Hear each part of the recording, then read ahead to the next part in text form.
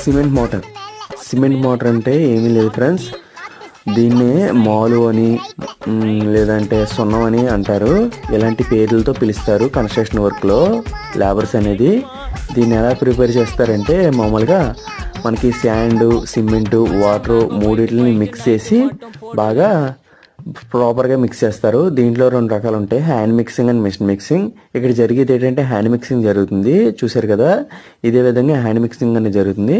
ఈ విధంగా hand mixing చేసి శాండ్ అనేది ఫస్ట్ వేస్తారు, తర్వాత దానిపైన సిమెంట్ వేసి బాగా ప్రాపర్గా మిక్స్ చేస్తారు. లాస్ట్లో ఈ వాటర్ అనేది వేసి బాగా మిక్స్ చేస్తారనమాట. సిమెంట్ కూడా ప్రాపర్గా సర్టన్ రేషియో తీసుకుంటారు, ఏ రేషియో కావాలో ఆ రేషియో బట్టి తీసుకుంటారు.